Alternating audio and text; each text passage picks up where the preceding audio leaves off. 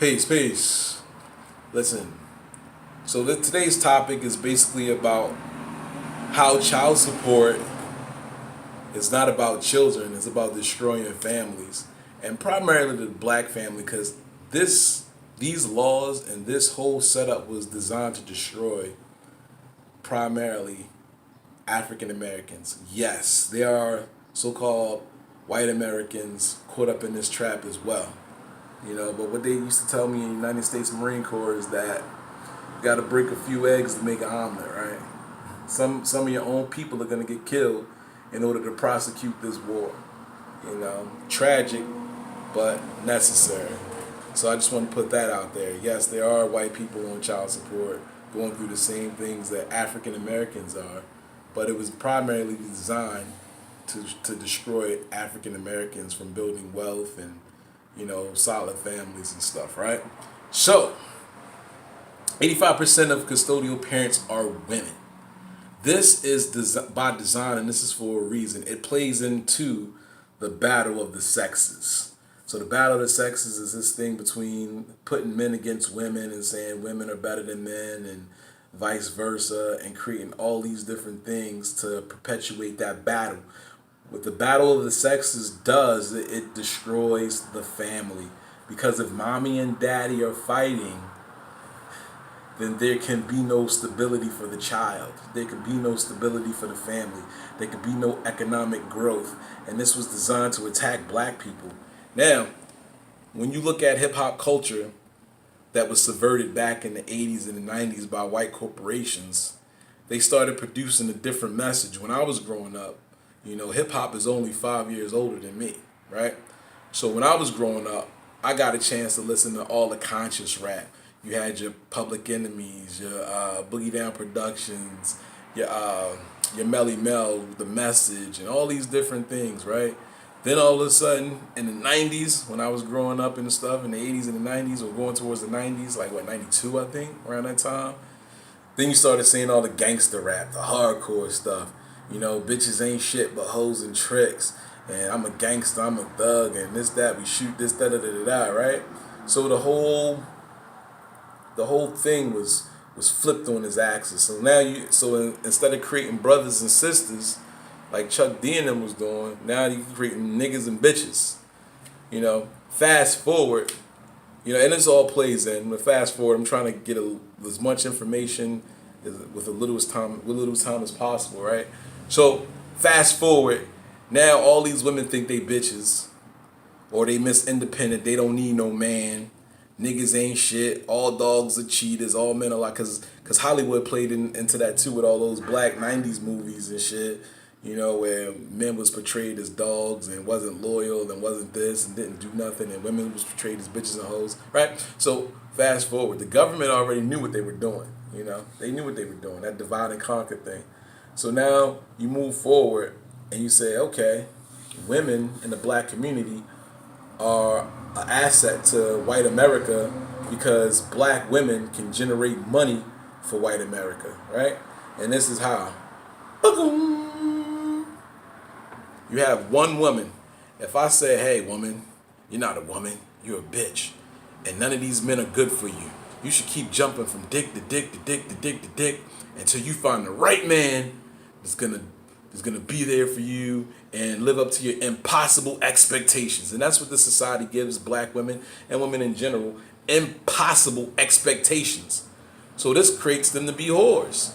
They run around, and I know they probably look like, this is my drawings, and I know they probably look like noses and shit, but those are supposed to represent dicks, right? The person in the center is a woman, and all those around her is dicks, right? So through her lifetime, she's jumping from dick to dick to dick to dick to dick. Keep in mind, she's been mentally programmed to do this by white society. Now,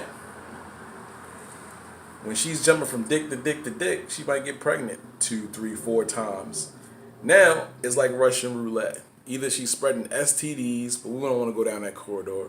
But out of all those dicks she's fucking running through, she's going to get pregnant by a few of them, right? So now, because she has the mindset of, I don't need a man and niggas ain't shit, she's going to take the motherfuckers down for child support. So in this scenario, let's say this woman has 4 baby daddies. out of all the countless dicks that she done jumped on, right? This baby daddy's paying 400, this one's paying 2, this one's paying 6, this one's paying 1,000. And keep in mind, child support is not based on a universal standard. It's based upon how much you make. So you might fuck a nigga that make $30,000 a year, and then he's paying, $400 a month. You might fuck a nigga that's making 25 and he's paying 2, 6, and you find yourself a baller, and you get yourself $1,000. So at the end of the day, you're making $2,300, in child support, and really, it's endless, because you can make look at these celebrity women and shit. They making millions of dollars, $100,000 a month for a child and shit like that. So it's endless. And in this example right here, we're talking about the average high school graduate, non-high school graduate. So if she ends up bagging like 4 niggas in her promiscuous activities, she stands to generate $2,300, right? Now, let's play a game. It's called Black City USA. And in Black City USA, you have 600,000 people, right? The population is 600,000. Let's say 10% of that population is the demographic of 18 to 25. Now, when you do the multiplication and the math, you get 60,000 people, right? So now, the average annual child support award is typically $5,000. So if you multiply that 60,000 people or 60,000 women times $5,000, you will get $300 million in child support annually, which breaks down to $25 million a month. So these women are economic units, man. These women are economic units for the government, So, and then that $25 million a month, it comes from dads to the government to mom. So mom doesn't even see that money directly. She gets it secondhand, because it got to go from dad's pocket to a government bank account where it draws interest into mom's bank account, or to the state bank account if mom signed over the documents to let the state take it, like if she owes money to the state for state services and shit. So the only people getting rich off this scheme is, you guessed it, the people who own government. But now this is the thing, right? You spend your whole life running around from dick to dick to dick, not even knowing you're being used by the government as an economic generator and a destruction to your community, because when you produce these children, these guys typically ain't around, and because you have the mindset of niggas ain't shit. So, what kind of relationship can you have with a man if your mindset is niggas ain't shit, and you just living your best life, jumping from dick to dick to dick, looking for a man who, will never fit your criteria, because your criteria is unreasonable, right? So, now, this is a part of the battle of the sexes is created. So this is what the picture really looks like. So now, as a man in this situation, this is what your battle of the sexes look like. So the United States government finances and supports your baby mama, right?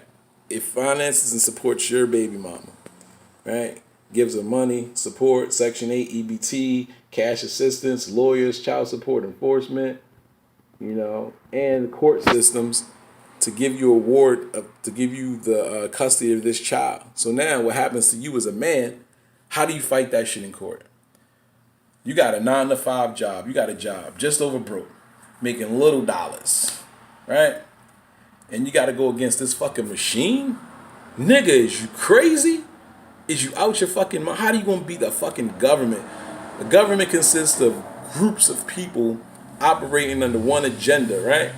So you got the government side, you got the state government, the federal government, the banks, the family courts. You got all these fucking different groups of people fighting against you with the resources of the fucking state, right? The resources of the state. And you come to court, and the court ain't even on your side. The court is on the system side, because the court is an arm of the state.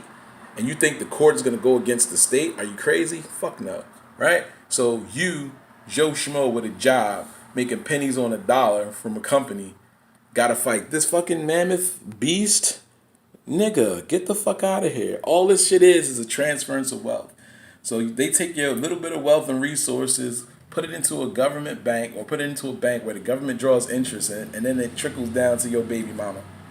You know what I mean? Like, and the only thing it does is create poverty.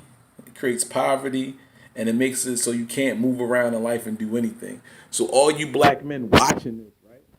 All you black men watching this is what it looks like. You're getting fucked. And this is what it is, right? It takes a system to beat a system.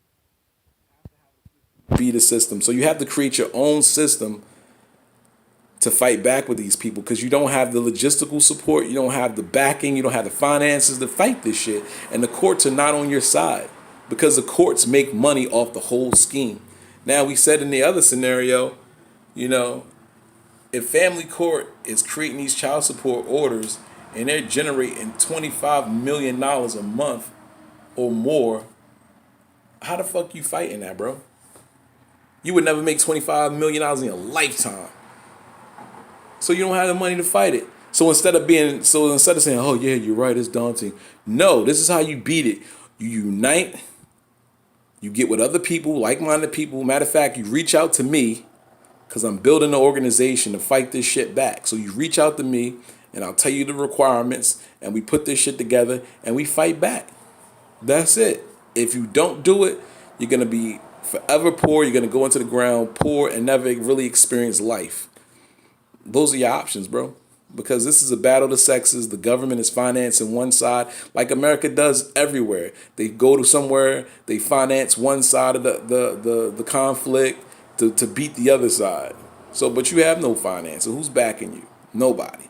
We have to, as non-custodial parents, we have to unite together and fight these motherfuckers back. Because your pennies combined with my pennies combined with his pennies, well, actually, you can see collectively, we can get 25 million. We can get $300 million in a year. So why can't we just skim some money off of that, put it towards our thing, and fight these motherfuckers, man? Stop being hoes. And then the whole thing of the matter is, you're not only fighting for yourself, you're fighting for your child. You're fighting for your woman, actually. You know what I mean? Because look, these people are using your woman as an economic unit. They tell her, go ahead, be a hoe. And then when she becomes a hoe and do hoe things and get pregnant, they abstract money from her. They take money from her.